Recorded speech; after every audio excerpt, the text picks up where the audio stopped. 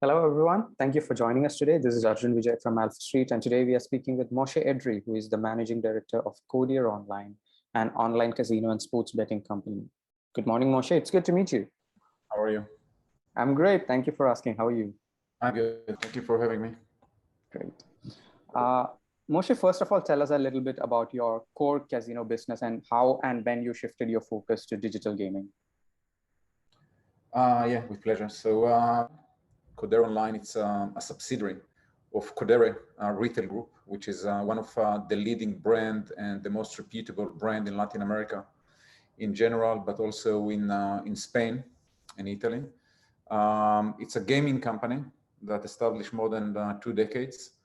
And in the past 4 years, we are shifting the strategy from the retail to the online. We opened a division of online gaming. I joined the company in late 2018. I started my career in the early days of the gaming on the internet in the year of 2004. I was in operators for many years, and then I joined Party Gaming, which back then was one of the leading brands in the UK. Helped Party Gaming to establish their casino product, and then I was part of the merger with Bwin, the integration of the software and the marketing. And I continue to work with retail companies, branded retail companies that having high street brands, brick and mortar, that they're moving to the online. I worked with William Hill online as part of Playtech Group, and then with Ladbrokes. Around 2018, I was looking for my next adventure, and I was looking for a company that has very big potential in terms of market expansion. I was looking for a market that is fully regulated and that has a great potential of growth. Latin America was under my one of my in my list, and that's how I met Codere.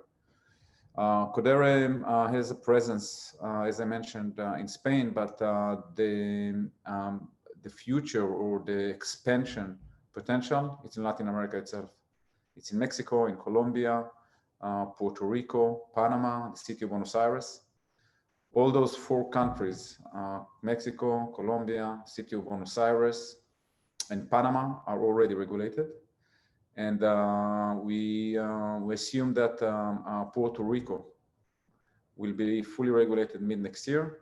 And then we're looking obviously to expand to Brazil when it will become regulated, because this is maybe the most, I would say, interesting future market in overall in the continent. Around 9 months ago, we decided actually more, a year ago, we decided that we want to go for a fundraising. The company is self-funded as a subsidiary of the retail from April 2020, from the pandemic itself.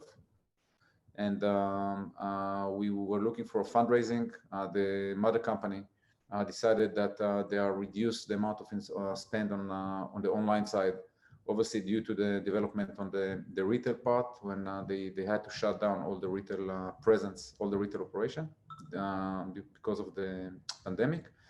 And we started with the process, and we found out that there's a group that called DD3, which they had a previous successful SPAC in Nasdaq that they are raised a pipe investment, and they're looking for a target company. And we started the process, and we are now literally after the submission of the documentation to the SEC, to the SEC in New York. And we are aiming to close and having a shareholder vote in the next couple of weeks. That will allow us to receive fund for future expansion, investment in the market, and to fulfill our strategy to become the market leader of the online gaming in Latin America. All right. And Moshe, do you see your existing traditional casino clients shifting to the online gaming, or is that an entirely new demographic in the online gaming space? So it's the answer is split into two. I mean, we do see a lot of correlation between the retail to the online, but that's from the aspects of omni-channel strategy. meaning working with the retail part and to move some of the activity, mainly on the sports side, to the online. As I mentioned, we have a great experience, me and my team, we have a great experience um, in the UK. We've done it with Ladbrokes and William Hill. And now we are trying to implement it with Codere. We started already in Mexico. Codere has more than 100 shops, retail shops in Mexico. And they now helping us, we help them to shift some of the strategy from the retail to the online. Still, we are separate companies. We are listing, we're taking public just the online part, but we have an omni-channel strategy, how to leverage all the retail of Codere to the online. That says it means that we first and foremost, we identify the player segments that will fit to the online strategy. It's mainly sports players rather than casino players, from the reason that the casino players originally, historically, in the gaming halls and especially in Latin America, they are more slot oriented, that people that play on a very old slot machine, and the whole player behavior, the profile of spend on a slot machine is completely different from the online.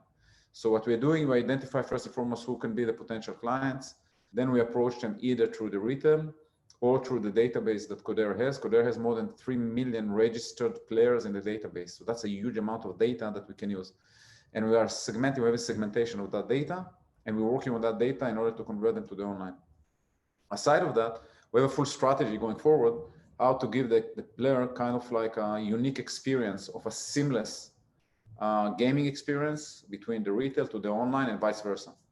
So we signed a commercial agreement between the retail to the online that works both ways for players that come from the retail and they play in the online and generate revenues. That's based on the revenue shares, and same from the online to the retail. I can tell you that if you look or you read the analysis of the US, the North American operators, you see that a big portion of the strategy based on the retail side. Golden Nuggets, MGM. So we believe that based on our experience in the past, the team, the operation that we have, the strong presence in every one of the countries, in Mexico, Colombia, City of Buenos Aires, Panama, we believe that we can build a proper one-stop shop for the player that can play both on the retail, both online, getting promotion from both sides, being invited to a promotion and events from both sides, and so on. So that's kind of like one pillar of our strategy, marketing strategy, but it's a big one. It's a big and important one. All right. And interestingly, Moshe, I had recently interviewed the CEO of Luckbox, which is a Canadian online gaming company, as you might be aware. And he was telling me about how different regions or different countries have different approaches to regulations, which makes it a little bit tricky when you're operating in different countries. Now, how do you see the regulatory landscape in the markets that you are operating in? So first, it is true. I mean, regulation is a big part of our business. Obviously, Codere operating only on a fully regulated environment. So we're working only in countries that is fully regulated. We're not taking any risk of operating in any countries that even they are like semi-regulated. Semi-regulated meaning that they allow you to operate, although there will be a license in the future, like Brazil, for instance. I mean, there are even some public companies that are operating in Brazil, and we decided that we are not going to operate in a country that it's not fully regulated. So first and foremost, there's the hassle of regulate the software. I mean, when you regulate in every one of the countries, you need to regulate the software itself. And then you need to be in a full process with the regulators in regards to any of the money laundering procedures, KYC, taxation, obviously. So that's kind of like a operational hassle that you need to go through. And then going forward is about maintaining the relationship based on that restriction. I'll give you an example that in Spain, for instance, since the COVID started, the regulator tightening up the restriction on advertising, and in the last law that they passed, we are prohibited then to do any kind of marketing or advertising activity during the day, only post midnight, from 1 o'clock in the morning to 5 o'clock in the morning. So those changes had a lot of impact, big impact, I mean, on the industry in general. But I believe truly that as much as the regulation is tighter and I would say more restricted, for us as a retail operation and local brand, it gives us an advantage since we have the advantage of being a local brand with the retail that will allow us to have the omnichannel strategy, but also as a local hero, it will eliminate a lot of international competitors. And as much as the regulation is getting tighter and harder, there's less appetite of international brand to get into the country from the obvious reason. So us as being like a fully Spanish, Mexican, Colombian, Panamanian operation, and we have the team, we have the retail, we have the operation, we have the processing, we have the banks that we're working with. It gives us a lot of what we are calling a branding traffic. It's organic traffic that comes to the brand itself without advertising. So we believe that that's an incremental income that we have, as much as the regulation is getting tighter. Obviously, it's required a lot of resources from the operational side, both in terms of inspection, both in terms of AML, both in terms of KYC of the players, both in terms of software adjustment and so on. But all in all, I believe that regulation not just is good for us, and obviously helps the country in terms of taxation, right, of income to the population, but also it's allow us as local brand to get into benefits from those that are not competing in this market. All right, great, understood. Now, many investors are a bit skeptical when it comes to SPAC mergers because in the past, many of the companies haven't actually delivered the way they were expected to. In such a scenario, why choose the SPAC route? What was your value there? So first, I'm not the stock market guy, so I'm not a financial by nature. I'm a more operational and online gaming executive. But as a CEO, I had to decide how do I raise money.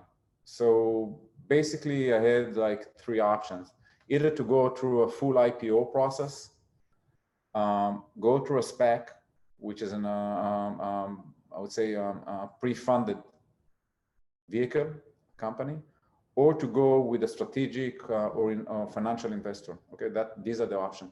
Financial and strategic investor were quite difficult in the sense that it's hard for them to understand the business, the nature of the business, but also it was extremely important for us to keep the majority of Codere in that operation.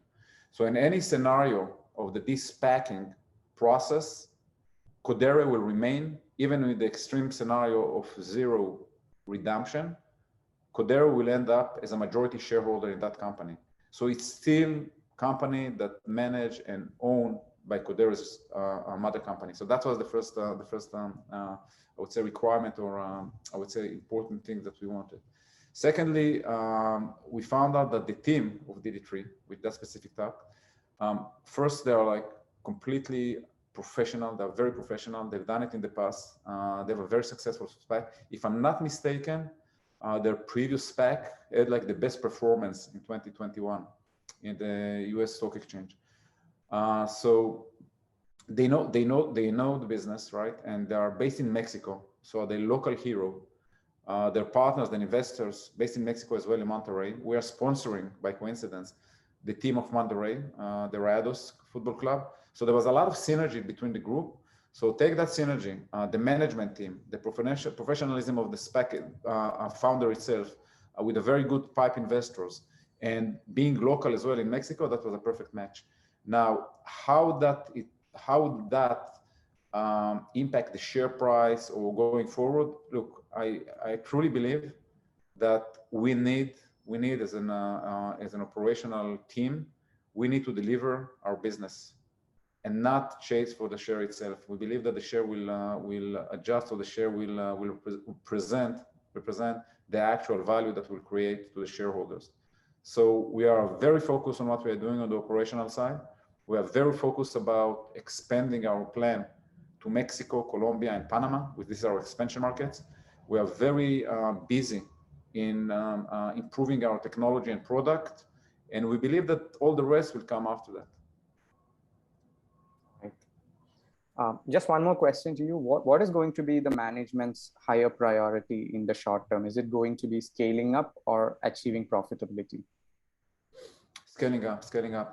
The plan that we submitted through that process is represents, if I'm not mistaken, 3 years of extreme marketing expand on a cohort basis. We're requiring a lot of players, a lot of clients. We have some expenditure spend mainly on the software and the product itself, but it's not a big part of the investment.